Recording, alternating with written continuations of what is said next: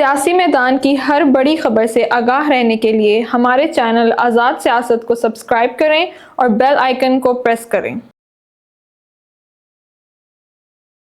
अस्सलामुअलैकुम। आज़ाद डिजिटल के प्लेटफॉर्म के साथ मैं हूँ आपकी मेजबान अलीना मुजफ्फर और मेरे साथ मौजूद है मुजम्मिल सोहरवर्दी साहब। से कैसे हैं आप?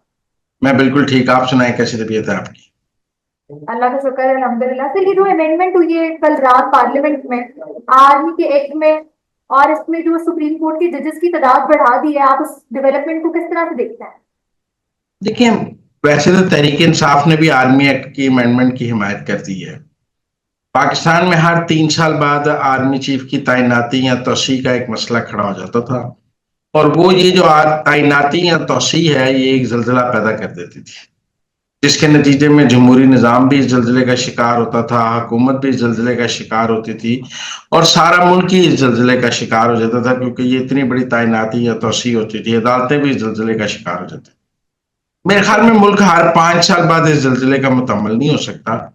कम से कम 5 साल तो होने चाहिए, ताकि एक तसलसल, कॉन्टिन्यूटी और एक टेन्योर तो हो। तो मेरे ख्याल में ये इतनी इंपॉर्टेंट अपॉइंटमेंट है, इस पर पूरा मुल्क शेक हो जाता है और इस पर मतलब सब कुछ रुक जाता है, और ये एक जो है मुल्क का महवर बन जाती है। तो हर 3 साल बाद इतनी बड़ी एक्सरसाइज नहीं हो सकती।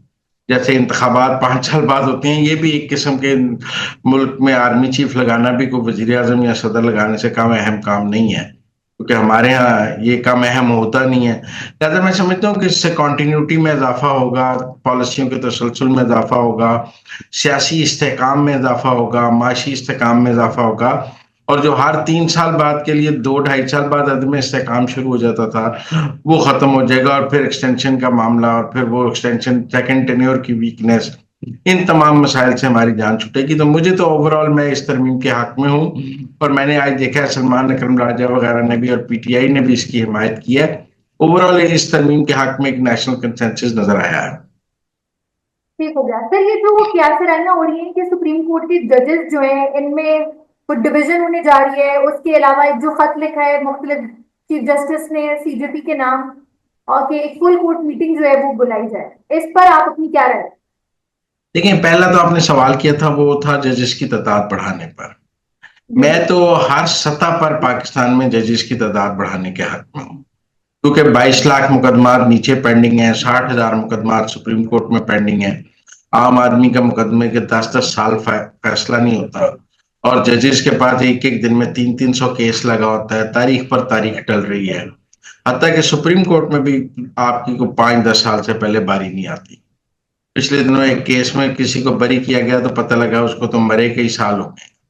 तो इस मुल्क में जजेस की तादाद बहुत कम है, और हम जो है उसकी निस्बत मुकदमात की तादाद बहुत ज्यादा है। तो ओवरऑल अगर आप मुकदमात की तादाद देखें तो आपको जजेस की तादाद में इजाफा करना चाहिए। मैं इस्लामाबाद हाई कोर्ट में भी जजेस की तादाद के इजाफे के हक में हूँ। मैं लाहौर, सिंध, बलूचिस्तान, पेशावर, तमाम हाई कोर्ट, फिर मतहद अदालतों में भी, और सुप्रीम कोर्ट की भी पेंडेंसी इतनी ज्यादा है कि वहां तादाद बढ़नी चाहिए। फिर अब जबकि आईनी बेंच अलहदा बनने हैं, तो उस नतीजे में भी आपके कुछ जजेस आईनी बेंच में चले जाएंगे, कुछ रूटीन सुप्रीम कोर्ट में। तो ये तादाद बढ़ाना जो है, ये अदलिया को मजबूत करना है, अदलिया को कमजोर करना नहीं है। जितने ज्यादा जजेस होंगे अदलिया उतनी मजबूत होगी। ये क्या कॉन्सेप्ट है कि कम जजेस की निस्बत होंगे तो अदलिया मजबूत होगी, ज्यादा जजेस होंगे तो अदलिया कमजोर होगी। ये तो एक फजूल कॉन्सेप्ट है जो दलील दी जा रही है कि जी जज बढ़ जाएंगे तो अदलिया कमजोर हो जाएगी। जितने जजेस सुप्रीम कोर्ट के जज बढ़ाए जा रहे हैं ना, इस्लामाबाद हाई कोर्ट के जजेस नहीं बढ़ाए जा रहे, Lahore high Islamabad court high के कोर्ट नहीं बढ़ाए जा रहे। इस्लामाबाद हाई कोर्ट के जज बढ़ाए हैं। आप कानून बढ़े कि इस्लामाबाद हाई कोर्ट के जज बढ़ाए हैं। जो सूबाई हाई कोर्ट्स के जजेस हैं वो सूबाई हुकूमतों ने बढ़ाने हैं, वो वफाकी हुकूमत का डोमेन नहीं है। वफाकी हुकूमत सिर्फ इस्लामाबाद हाई कोर्ट और सुप्रीम कोर्ट के जज बढ़ा सकती थी, उसने दोनों बढ़ा दिए हैं। बाकी हाई कोर्ट्स को, बाकी सूबाई हुकूमतों को इसको फॉलो करना चाहिए। लेकिन एक तो मैं जो असूली तौर पे जजेस की तादाद बढ़ाने के हक में हूं। अब जहां तक आपने वो बात की है जजेस की डिवीजन और खतो खिताबत की, देखिए 26वीं आईनी तरमीम के बाद आईनी मामलात ये सुप्रीम कोर्ट नहीं सुन सकता, ना फुल कोर्ट सुन सकता है। उसके लिए आईनी बेंच बनेगा। जो बात जस्टिस मुनीब अख्तर और जस्टिस मंसूर अली शाह कह रहे हैं कि 26वीं आईनी तरमीम का मसला फुल कोर्ट देखे, वो 26वीं आईनी तरमीम से पहले तो हो सकता था, बाद में नहीं हो सकता। अब तो आईनी बेंच ही 26वीं आईनी तरमीम का मामला देखेगा, सुप्रीम कोर्ट का फुल कोर्ट नहीं देख सकता। अब जो भी आईनी बेंच, क्योंकि तरमीम फील्ड में है, तरमीम मुअत्तल नहीं है, तरमीम मौजूद है और सुप्रीम कोर्ट ने उस तरमीम के तहत चलना है। सुप्रीम कोर्ट री राइटिंग ऑफ द कॉन्स्टिट्यूशन या ये नहीं कह सकती कि मैं आइन को नहीं मानता। मतलब आप सुप्रीम कोर्ट से ये तवक्को नहीं कर सकते कि वो कहें कि हम 26वीं आईनी तरमीम को नहीं मानते, हम तो पुराने अंदाज में सुप्रीम कोर्ट चलाएंगे। नहीं, उन्होंने अब सुप्रीम कोर्ट 26वीं आईनी तरमीम के मुताबिक चलाना है। तो 26वीं आईनी तरमीम के मुताबिक तो फुल कोर्ट या मौजूदा सुप्रीम कोर्ट नहीं सुन सकता, उसके लिए आईनी बेंच, अगर 26वीं आईनी तरमीम को स्ट्राइक डाउन भी करना है तो वो आईनी बेंच कर सकता है, फुल कोर्ट नहीं कर सकता। मेरे ख्याल में मंसूर अली शाह और मुनीब अख्तर साहब का जो मौकफ है वो आइन से इनराफ है, वो पाकिस्तान के कॉन्स्टिट्यूशन, वो ऐसा मौकफ है, मुझे लगता है जैसे वो कह रहे हो कि हम पाकिस्तान के आइन को नहीं मानते।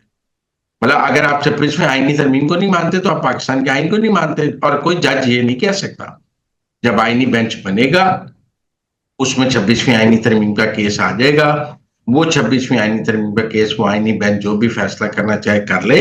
लेकिन मंसूर अली शाह और मुनीब अख्तर का मौकफ पाकिस्तान के आइन से मुतसादिम है, इसीलिए चीफ जस्टिस ने और रजिस्ट्रार ने उनके कहने पे फुल कोर्ट नहीं बुलाया।